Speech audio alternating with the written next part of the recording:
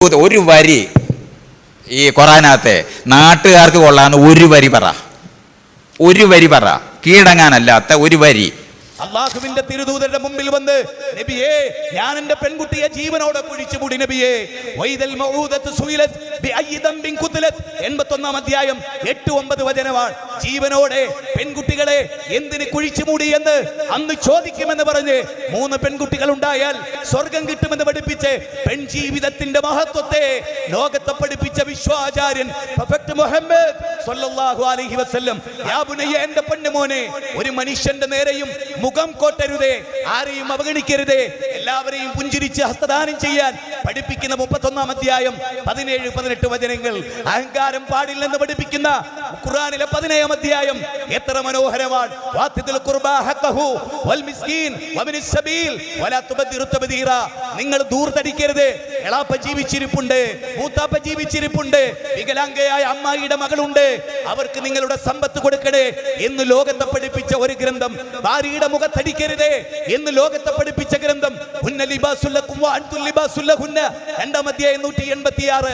ഭാര്യ ഭർത്താവിന് വസ്ത്രമാണ്, ഭർത്താവ് ഭാര്യയ്ക്ക് വസ്ത്രമാണ് എന്ന് പഠിപ്പിച്ച ഗ്രന്ഥം.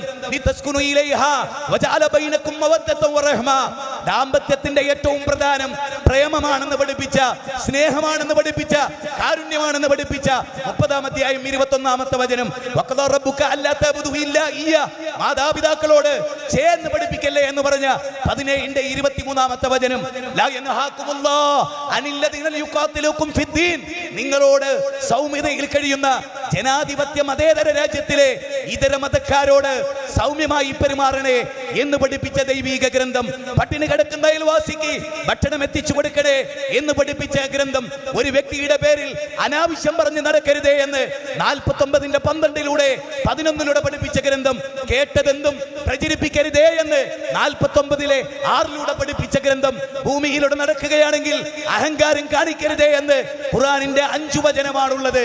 സഹോദര, കഷ്ടപ്പെടുന്ന വിധവയെ സംരക്ഷിക്കുന്നതിന്റെ കൂലി പറയുന്ന, നിങ്ങൾ മരിച്ചു പോവുകയും നിങ്ങളുടെ മക്കൾ അനാഥരായി തീരുകയും ചെയ്യുന്ന അനാഥരുടെ പ്രത്യേകത പഠിപ്പിച്ച ഗ്രന്ഥം. എന്ന് പഠിപ്പിച്ച ഗ്രന്ഥം. ജീവിതത്തിന്റെ മുഴുമേഖലകളിൽ ഇങ്ങനെ ഒരു വേദഗ്രന്ഥവും മാനവ ചരിത്രത്തിൽ സാധിച്ചിട്ടില്ല. അതുകൊണ്ട് ഞാൻ ഉറക്കെ പ്രഖ്യാപിക്കുന്നു, നമ്മൾ ഉറക്കെ പ്രഖ്യാപിക്കുന്നു, കൊണ്ടുവരൂ, ഈ ഖുർആനിന്റെ മുമ്പിൽ കൊണ്ടുവെക്കാൻ പറ്റിയ, ഈ ദൈവിക ഗ്രന്ഥത്തിന്റെ മുമ്പിൽ കൊണ്ടുവരാൻ പറ്റിയ ഒരു ഗ്രന്ഥം കൊണ്ടുവരൂ.